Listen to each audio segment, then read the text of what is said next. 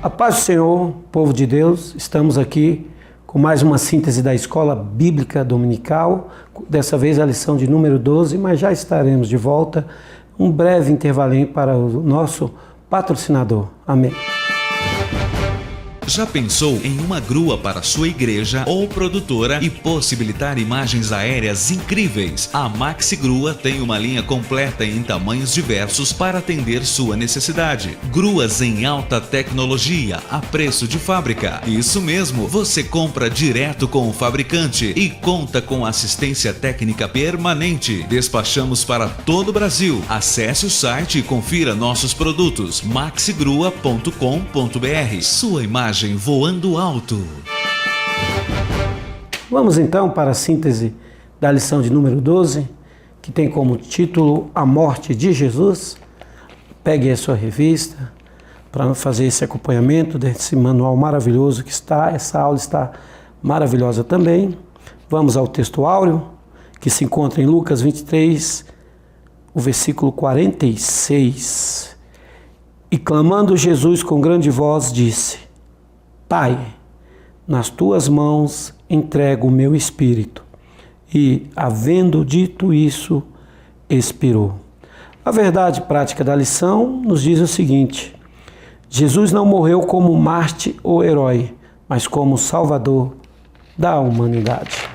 Vamos aproveitar o objetivo geral dessa lição, que é bem enfático: apresentar a causa primeira que levou Jesus à cruz, os nossos pecados. Vamos aproveitar os objetivos específicos, começando pelo primeiro, que é pontuar as aflições de Cristo de caráter interno e externo. Explicar a dramaticidade do relato da traição de Jesus. Relacionar os dois tipos de julgamento de Jesus, o religioso e o político. Ensinar sobre o método e o significado da crucificação e morte de Cristo. Vamos ao ponto central da lição. Jesus Cristo foi crucificado e morto pelos pecados de toda a humanidade. Esse ponto central ele é tremendo. Vamos repeti-lo? Jesus Cristo foi crucificado e morto pelos pecados de toda a humanidade. Essa lição de número 12, a morte de Jesus, amados irmãos, nada melhor do que dizer do julgamento de Jesus para a sentença de morte. Foi o que houve de mais cruel e covarde em toda a história humana e que se possa imaginar entre uma elite religiosa. O método de julgamento de Jesus, o que aconteceu, como foi tramado tudo, nos mostra que, às vezes, os interesses religiosos, eles são malignos e cruéis. Não passou de um grande teatro. O John MacArthur Jr., em seu livro A Morte de Jesus, ele diz que foi uma conspiração total o julgamento de Jesus, porque dele participou Roma, Herodes, o Sinédrio judaico, o povo de Israel e até os gentios. Os gentios. Então você vê que houve ali já uma trama para aniquilar, acabar com o Mestre Jesus. E nada melhor do que um momento tão propício como a Páscoa, a celebração da Páscoa. Vocês imaginem, eles vão celebrar, cultuar a Deus, mas com um coração perverso, com um coração com interesses próprios. Essa era a situação religiosa de Israel nessa época. Que Deus nos livre disso, amém, irmãos? Mas esses momentos que antecederam a prisão e julgamento de Jesus foram penosos e difíceis, tanto para ele como para os discípulos. Mas o concílio havia decidido que o momento era aquele, E não adiantava nada para impedir isso. E nesse cenário surge Judas Iscariotes. Judas, um dos 12 discípulos, ao qual o mestre amava e o escolheu, o traiu e Jesus foi logo preso e submetido a esse julgamento horrendo. E para ser crucificado, lembrando que quando foi pregado na cruz, Jesus, o homem perfeito, sentiu as dores, todas as dores do meu e do seu pecado. Vamos então ao primeiro tópico da lição, nessa síntese. O primeiro tópico é as últimas advertências e recomendações.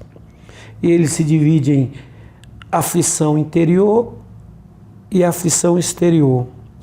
Vamos falar da aflição interior. Sabendo que já era chegada a sua hora, Jesus advertiu os seus discípulos, e essa advertência está em todos os evangelhos. Todos os evangelistas relatam essa advertência, mas eu gostaria de ler aqui o que o evangelista Lucas relata em Lucas 22, do 31 ao 34, está assim: Disse também o Senhor: Simão, Simão, eis que Satanás vos pediu para vos cirandar como trigo. Mas eu roguei por ti, para que a tua fé não desfaleça. E tu, quando converteres, confirma teus irmãos. E ele lhe disse: Senhor, estou pronto a ir contigo até a prisão e à morte. A aflição interior que viria na vida dos discípulos, as tribulações. Jesus avisou dos seus conflitos, que eles sofreriam. Jesus então avisou até a Pedro. Interessante que o texto original em grego, que dá uma ideia que é Pedro, mas com observância para todos os discípulos. E isso ia ser uma constante na vida deles. Passariam por provações, as perseguições que viriam. Por isso que muitas das vezes nós devemos dar crédito ao que o Senhor nos fala. A Bíblia diz que o Senhor não fará nada sem avisar os seus servos e os seus profetas. O que vai nos acontecer, o Senhor nos avisa. Mesmo as aflições, as lutas da nossa vida, o Senhor nos avisa. Não é por falta de aviso que nós falhamos. Amém? Vamos ao segundo tópico, que é a aflição, subtópico, que é a aflição exterior. O mesmo texto que nós lemos nos versículos posteriores, 35 a 38, chama a atenção de muitos estudiosos da Bíblia pelo fato de Jesus demonstrar o uso da força como parte totalmente contrária aos seus ensinos. Jesus cita a profecia de Isaías 53:12, que ele seria contado com os transgressores, que ela se cumpria naquele momento. Mas Jesus aqui não está instigando, nem apoiando uma revolta armada, longe disso. É totalmente contrário aos seus ensinos. Ele usa o termo espada aqui, lembrando que também usa a palavra bolsa, a foge, sandália, para dizer que agora os discípulos iam passar por uma parte que espiritualmente eles iam ter que batalhar, e fisicamente eles sofreriam danos, eles sofreriam perseguições, porque se Jesus foi tido como malfeitor, os discípulos não escapariam, também seriam assim denominados, e haveria muita luta, ok? Não há como fazer um cavalo de batalha do versículo 35 ao 38, porque o que está aqui é bem claro. Jesus está apenas admoestando seus servos, seus discípulos, que eles vão sofrer consequências duras, prisões, perseguições. Como Paulo diz, muita luta e temores por dentro. Então, essa é a forma que Jesus explicou sobre as aflições exteriores que seus discípulos sofreriam. Vamos à síntese do tópico primeiro. Antes de ser preso, Jesus deu advertências e recomendações para os seus discípulos, pois sabia das aflições internas e externas que eles padeceriam. Jesus alertou os seus discípulos que eles iriam sofrer internamente com as pressões, as lutas e também externamente com as perseguições que eles sofreriam. Amém? Vamos para o tópico 2, que é Jesus é traído e preso. E o primeiro subtópico fala da ambição.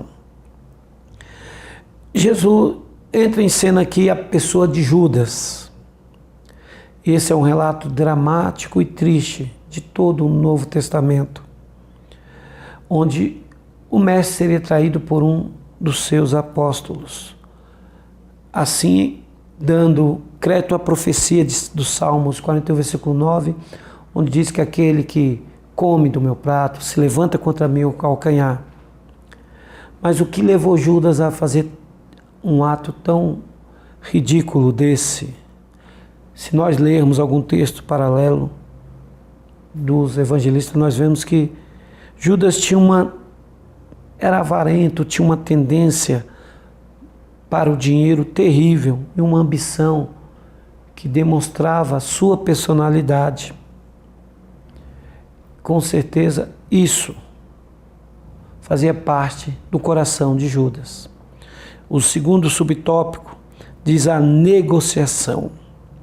Como os líderes religiosos queriam de alguma maneira matar Jesus e não acharam oportunidade para isso, então aqui o diabo ele vai usar essa oportunidade em Judas, pelo fato dele ter a tendência ambiciosa. Então ele praticamente usa Judas para esse propósito. O apóstolo Pedro, muito tempo depois, vai dizer que temos que ficar vigilantes, porque o diabo, nosso adversário, anda em redor bramando como um leão.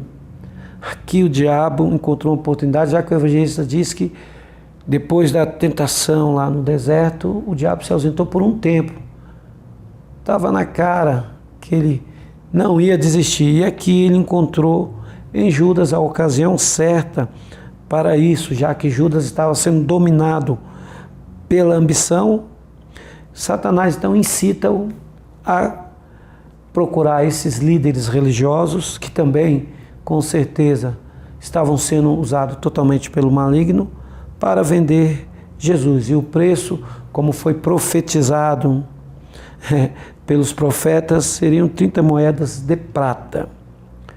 Quando Judas o fez, tudo estava sob o controle de Deus. Tudo que estava acontecendo não tinha fugido das mãos do nosso Senhor, do nosso Deus. Tudo estava conforme a Bíblia nos ensina e nos avisa. Ok? Eu não quero entrar aqui no mérito da predestinação, mas o fato é que Judas não vigiou. E no meio dos discípulos ali, ele com certeza era o que estava mais propício a receber essa influência maligna, negociando a sua fé. Que isso não aconteça conosco, que nós jamais, em hipótese alguma, abdicamos da nossa fé por interesses, até mesmo religiosos ou políticos.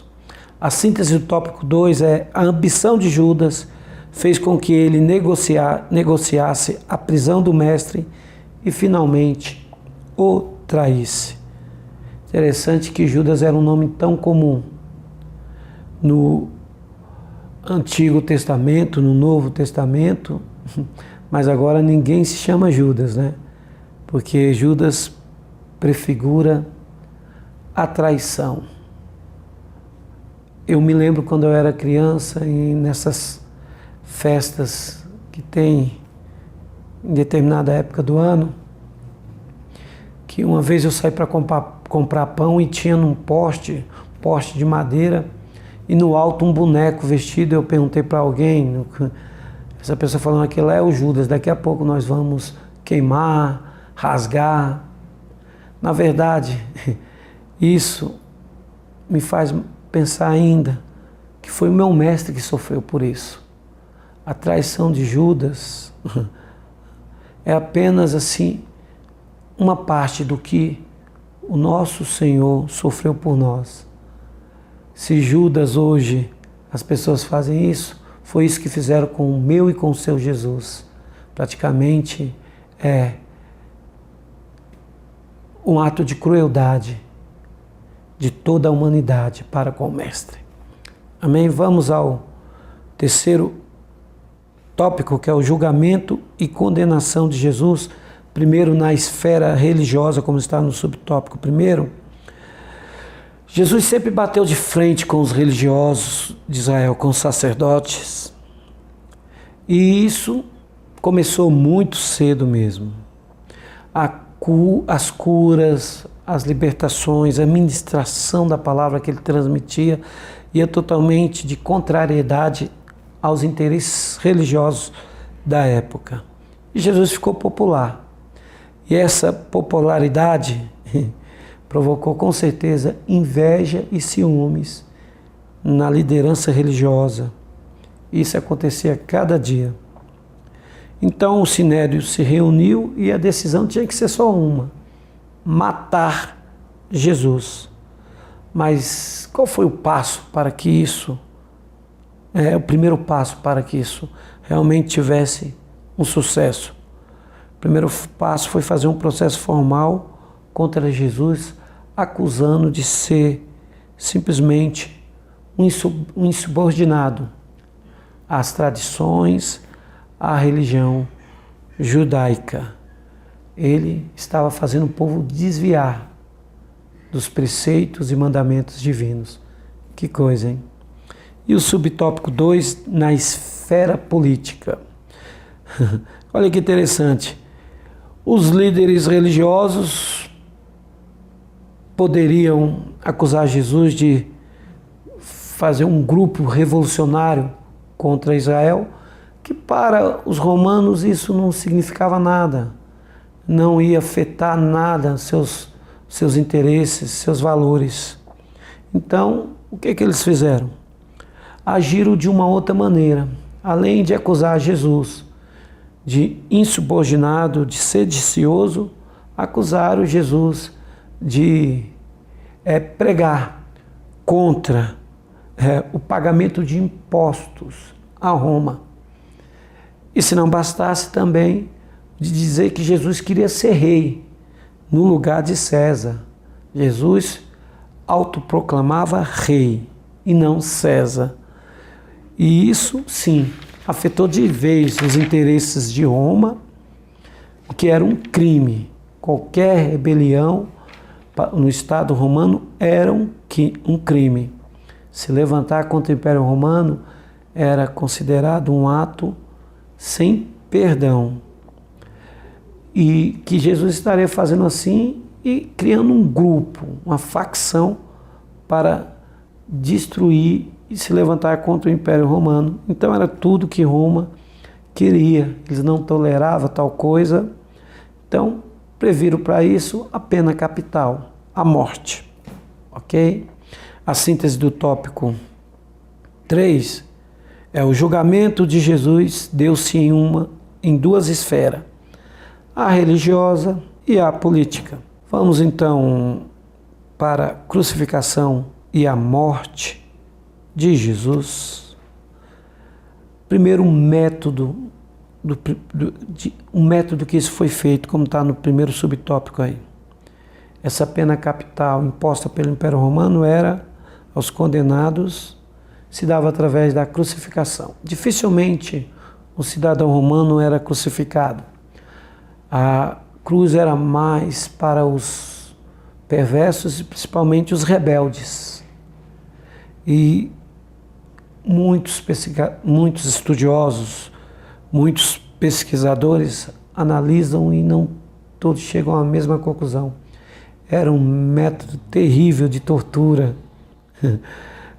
Muitos historiadores dão o seu parecer sobre esses métodos, mas a verdade vai muito além disso. Aquele que fosse condenado teria que, antes do ato da crucificação, teria que andar com a cruz por muitos metros. E para uma pessoa teria que carregar essa cruz e passar por ruas públicas onde com certeza várias pessoas estivessem ali para também zombar, ridicularizar quem estivesse ali com aquela cruz. Ela deveria pesar aproximadamente, para uma pessoa adulta, 90 quilos, o que dificultava mais e o que fazia as coisas serem mais difíceis. Lembrando que no pensamento judaico, a cruz representa maldição. Esse método de pena representa maldição. Só é vocês lerem Deuteronômio, a partir do capítulo 21, a partir do versículo 22, que diz que maldito é todo aquele que for pendurado no madeiro. Eles tinham essa ideia de que ali já era uma maldição em si, a pessoa já nasceu amaldiçoada por isso.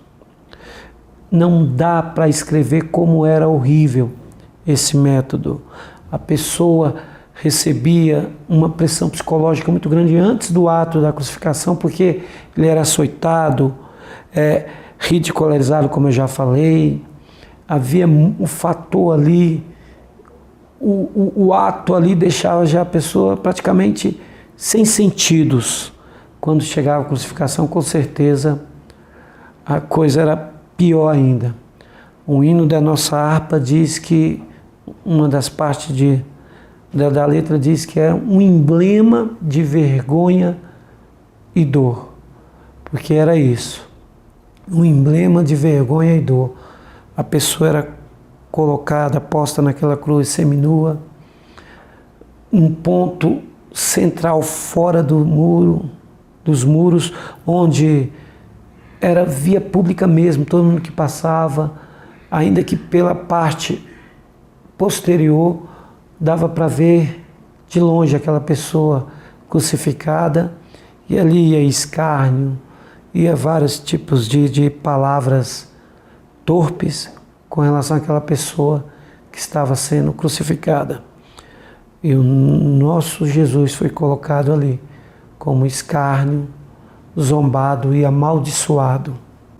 E, como diz o subtópico, já entrando no subtópico 2, o significado, se para muitos esse significado da cruz passou apenas como uma pena para um líder revolucionário, um mártir da sua causa, como aconteceu com muitos homens antes e depois de Jesus, que lutaram por uma causa, muitas das vezes justa e foram penalizados por isso. Não é a história do nosso mestre. A história do nosso mestre é outra. A nossa teologia, a teologia do apóstolo Lucas, a teologia bíblica, a teologia do Novo Testamento nos mostra que a morte de Jesus foi uma morte vicariamente feita pela humanidade. A paixão de Jesus, ela foi profetizada por Isaías no capítulo 53, o servo sofredor, que pelas suas pisaduras, aquelas pisaduras, carregando aquela cruz, nós seremos sarados. Que o castigo que nos traz a paz, Ele tomou sobre si. O nosso Senhor Jesus, o servo sofredor, você pode ler esse capítulo todo quando você aplicar essa lição. Morreu por mim e por você.